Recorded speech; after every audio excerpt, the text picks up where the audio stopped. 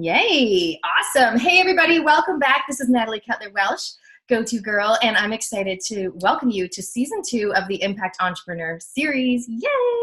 I'm here today with Sarah Menlove. Say hi. Hi. Nice to be here. Very exciting. So you guys, this time we are talking about resilience and wellness. So last round I did mental health and happiness in New Zealand, massive issue.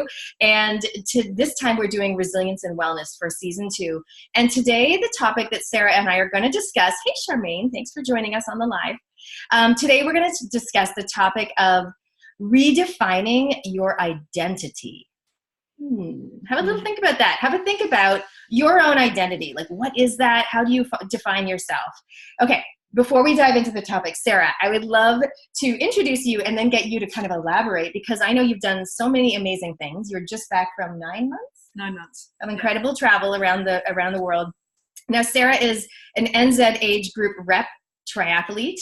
So, wow, triathlete, personal trainer, and now a health and transformational coach. Awesome. So can you tell us a little bit about the work you do? I know you mentioned you were doing Reiki as well. The work that you're doing now and what brought you to this point.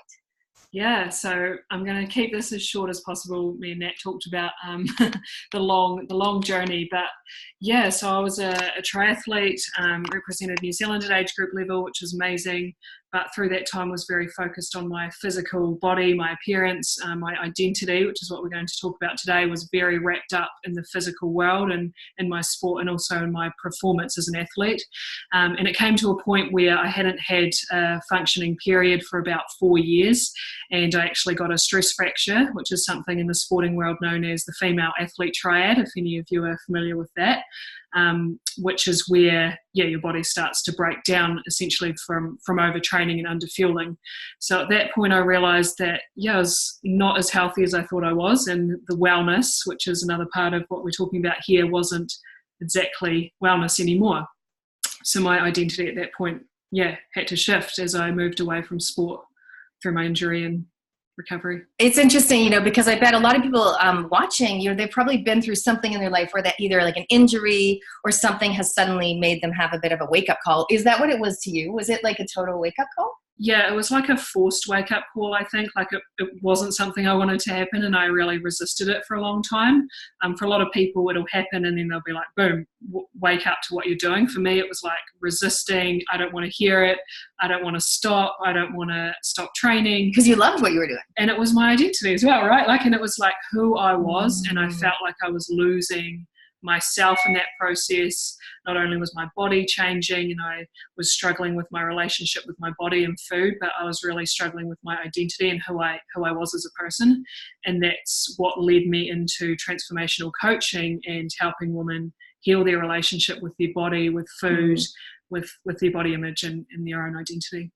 And that is a massive topic. I know that last season we did one about self-perception and body image, but I really feel like it's a topic we can't talk about enough to a certain extent, because a lot of the times people, and nowadays with Instagram, everything, people they scroll, they define themselves by what they see. But you were the picture of health. Like, that's different from what you see on Instagram with, people in their bathing suits and whatever. You were like healthy, sporty athlete, and it still wasn't good for your body. Yeah, so I think that's one of my main messages, is really like, you can't see someone's body, someone's outer appearance, and know whether they're healthy or not, especially when it comes to mental health, emotional health and spiritual health as well. And it's that whole person, and even physical health. For me, obviously, I looked like the magazine kind of image of fit and healthy, but certainly my body was not that way, either internally or externally. So. And what about your mind as well? Like, at that time when you were so into the triathlon world, that vibe, how was your mind at that time? Were you like confident, or were you judgy all the time? I was very conscious about my body, and I didn't realize at the time just how much. I think people on the outside might have noticed, but for me, it just became so normal to worry about, how things were sitting. My tri-suit was, if anyone's done swimming or triathlon or cycling, wearing Lycra, and just constantly being worried about that, constantly being worried about my weight and whether I'd be at race weight, which was a number that I just picked for myself basically, and thought that was what I had to strive for. And, I'd be conscious about food, especially around races, and not allow myself to go out and eat with friends socially. And so socially and mentally, there was a lot of other stuff going on as well. I think, hey, Amy, thanks for joining us. I think also when you and I chatted prior, you talked about deprivation and discipline and things like that. And those two words are so interesting to me because my philosophy on life, at least in the last 2 years, is really around doing what you want and doing things and making empowered choices. And sometimes I see people in my life, and my husband is a classic. He'll be like, he's so disciplined. He'll get up at 5 a.m. when it's dark. He'll go swimming. He'll get up. He'll run in the dark. I'm like, I would never do that. I'm like, I'm only running if it's sunny and hot, But different strokes for different folks. But what are your reflections on discipline and deprivation? Yeah, that's really interesting you say that. Hi, Amy. Nice to see you watching. Yes, that was definitely me as well. And I could do all of those things. And for me, it was like actually coming back and finding what it was that I really wanted. Because when you take out all of that discipline, it's like, do I actually want to do these things? Does this actually make me feel good? And that was a huge process of continual peeling back the layers. And it actually started for me with food, because there was deprivation around food, right? Like there was these foods that I allowed myself to eat and these foods that I didn't. And I had all of these labels around what was good and bad and judgment on myself for eating certain things. So one of the first things that I worked through in my own journey was actually, what do I want to eat? And that might sound simple, but when you're surrounded by all these messages through diet culture and wellness, the wellness diet of what is, good for you, you kind of lose that intuitive, head of what you actually like and what you enjoy, and allowing yourself to have that. So it started with food, but then it really translated into every area of life for me, movement as well. Yeah. So is that mainly because you had, for those of you that just joined us, hi Karen, was that because you had that wake-up call? You had the stress fracture, which, by the way, is so interesting. You've mentioned the triad.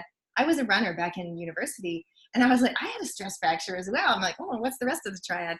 But so did that then therefore allow you to go, oh, well, I'm injured, and I can't really train at the level I was. So now it opened the doors of freedom to you, I guess, to choose what you want to eat and what you want to do?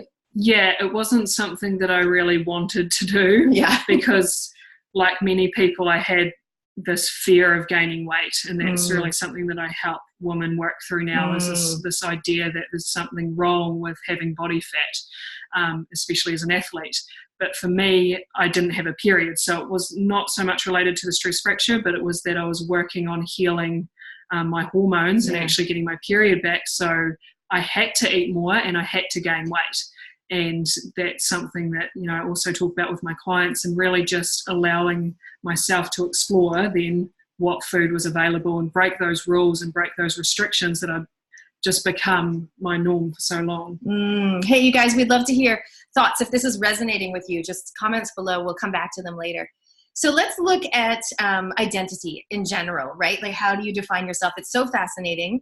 And often, day to day, if we meet someone, oh, hi, oh, what do you do? People get asked that all the time. And if anyone's come to my Go-To Girl events over the years that I used to run these big networking events with 100 people, and I would always encourage people to say, how do you help people? Rather than what do you do, which is different languaging, because all of a sudden, instead of having to answer what do you do, and you feel like, oh gosh, you have to come across with this really impressive 60-second spiel, or maybe you meet a mom in the playground and you're like, oh, what do you do? And she's like, oh, I'm just a mom, that kind of thing. It's like your identity is so fascinating. And I think as we go through different phases of life, different stages of life on the river and the journey of life, we do define ourselves. I remember, for those of you that are moms, when I, before I wrote my parenting book, If Only They Told Me, I remember having my daughter and then feeling like when I chatted with some people, I had to go, oh, but I used to be a projects manager. Like I used to be, I used to have this impressive job. And I felt like I had to throw that in because my identity it had shifted. I was now wearing a different colored coat or whatever. And then of course, as a business owner, et cetera, et cetera. So you were an athlete. How do you describe yourself now? Wow. How do you help people? How do I help people? Well, I'm really trying to steer away from the I am a this or I am a that, because I could answer that by saying I'm a coach and that's how I help people through transformational coaching. but that's not who I am. That's not actually how I define myself. And when you mentioned about explaining the role you had before you had your daughter, I was thinking about how for so long I've still said to people, oh, but I used to be a triathlete. Yeah. Do you know what I mean? Yeah. And I've come to a point now where I don't even need, I know we've talked about it in this video, but I don't need people to actually know that about me in order to feel worthy, in order to feel enough. But I think when my identity was so wrapped up in that, that was how I knew that I was worthy, enough, lovable, you know, a valuable member of society, all of those things. And so now it's just like, well, I am me, I'm Sarah, I'm, you know, a friend, a daughter, many different things in my life, but really none of those things define my worth. None of those things define how I show up in the world or what I'm deserving of, what's available to me. And I think that's been one of the biggest shifts and biggest lessons for me, is that nothing outside of you defines your worth, defines your value in this world. And you hold all of that inside you. And when you start to place your identity on what you do and what you're capable of physically, for me, you know, as an athlete, or what I looked like, those can be taken from you in an instant, right? You can lose your job, you can break up with your partner, you can be injured in sport, and then you're faced with this, who am I now? And what do I have to offer the world? And how do I know that I'm enough without this? Yeah, I think that'll definitely be resonating with a lot of people. And that's amazing that you've let that go. You don't feel you have to throw that in. Oh, I used to be. Do you guys do that? Or have you been able in your life to let go of what you used to be, and just kind of be who you are at the moment? Yeah, it's interesting. I was thinking about this because I'm working right now with a couple of amazing ladies in my Amplify group. And I was thinking about the classic, what do you want to be known for question, you know, that we ask in the world of business. And I was thinking more like, actually, what message do you want, you know, what do you want to tell people is almost more important than what do you want to be known for. It's interesting, you know, when people go on TV or they like to introduce us as a guest expert in, and they like to introduce us as an expert. Like sometimes I went on with my parenting hat, and other times I go on as my social media hat. But I prefer to, like, rather than what do you want to be known for, it's like, what do you believe? Yeah. What is your message to people? You know, what action do you want to help them take in their life rather than that? So yeah, what are your thoughts on that? Well, I think that's it. That is what I want people to believe, is that, you know, you are worthy, you are enough, you are deserving right now exactly as you are. And that might sound simple, but that is not the messages that we receive every day from media, from society, and especially from what I know and speak of as diet culture, because we're constantly told to change our bodies, change something about ourselves in order to be enough, in order to be successful, in order to have love, to have acceptance. Whatever it is we want is basically, when you lose weight, or when you fit this size, or when you look this way, or, you know, then you will have what you want. And so it's really the message that you get to have all of those things that you want in your life, whether that's happiness, joy, freedom, success, love, abundance, right now exactly as you are, without changing anything.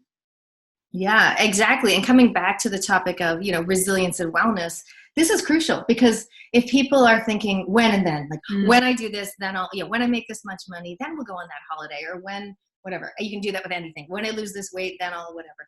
But it's like, in terms of their own wellness, it's not good. It's not mentally healthy, emotionally healthy. Hi, Barbara.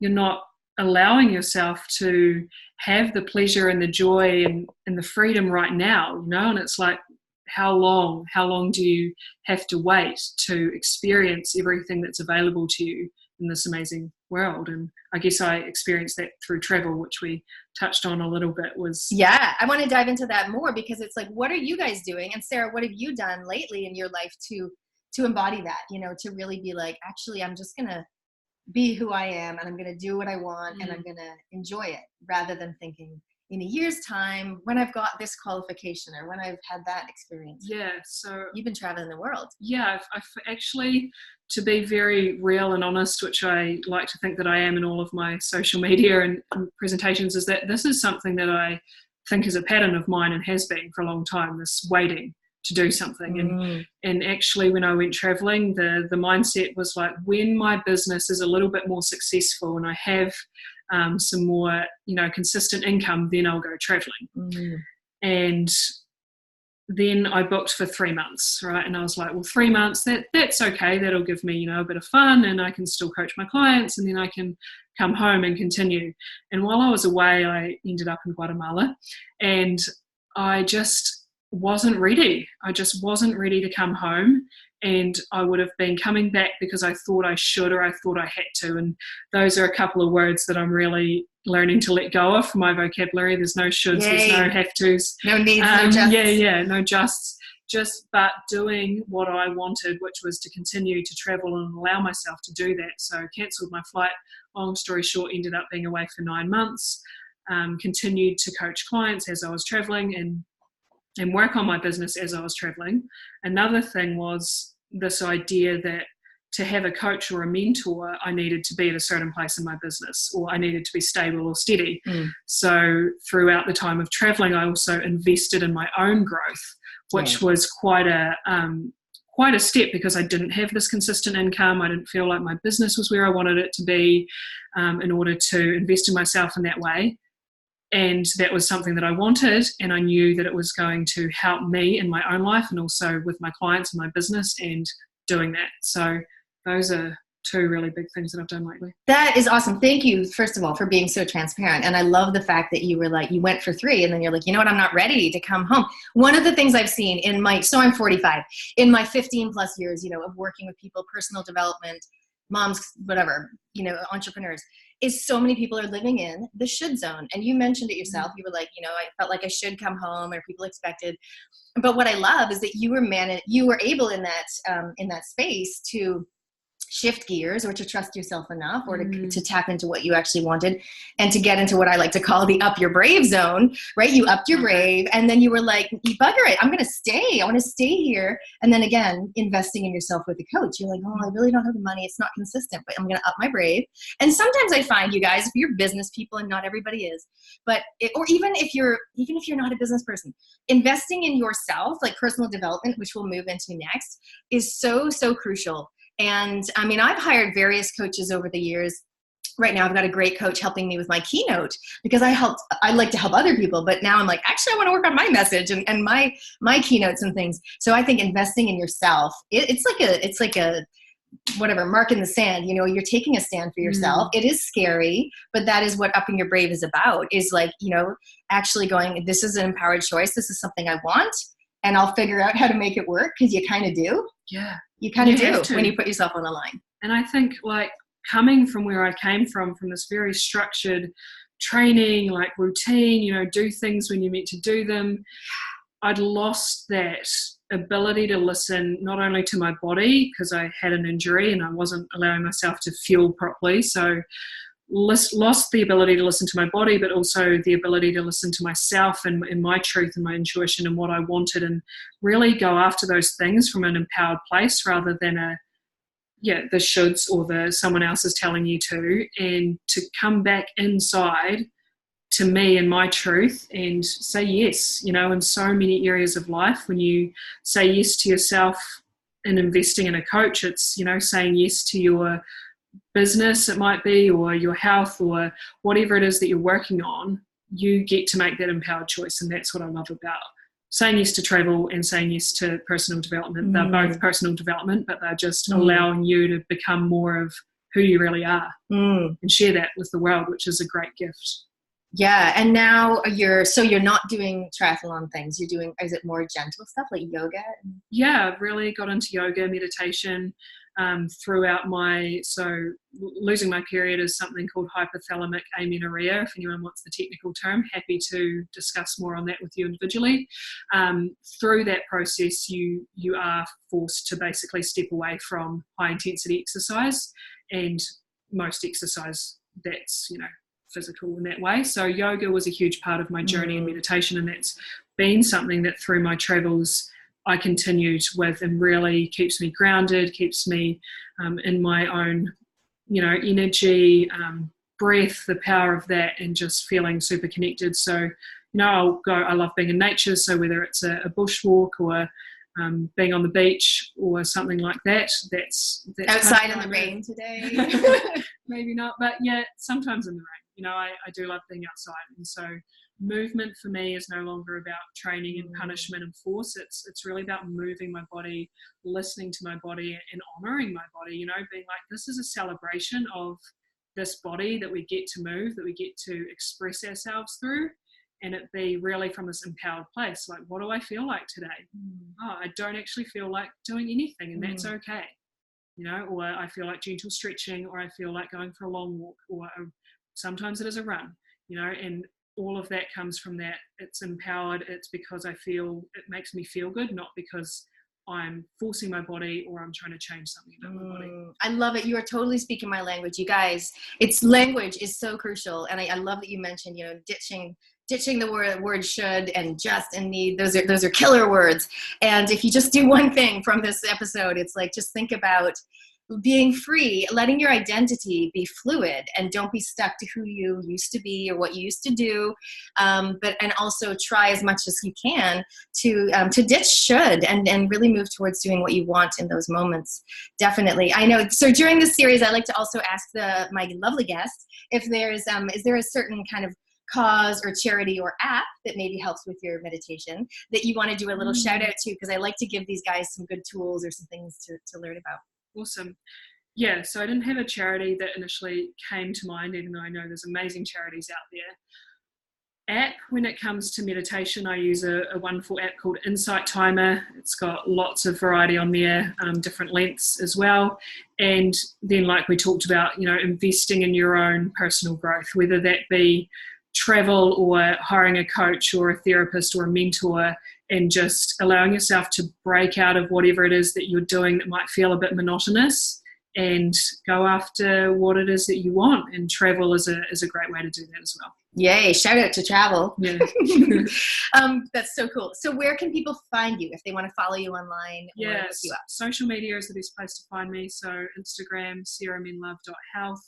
Facebook, I'm pretty easy to find, Sarah Menlove. There's not too many of us, and I'm always open to a private message or a friend ad or anything like that. So yeah, feel free to connect. Awesome. Thank you so much. I'll ask you in a sec if there's anything else you want to add. But for you guys, I would love to come back. Sarah and I will come back. We will revisit this episode and see your comments below. So on the Facebook Live or on the Zoom recording, please go ahead and let us know if you had any ahas during this episode, if anything's come up for you. And of course, you're always welcome to reach out if anything resonated and you want to learn more. So Sarah is an amazing holistic transformational coach. Is there anything you want to wrap up with today? I think my last, parting words would just be compassion. And that's been something that's really come up for me lately, is how can you have more compassion on yourself for exactly where you are right now. So when we talk about identity, there's no judgment if your identity is wrapped up in something you do or your physical form or your sport.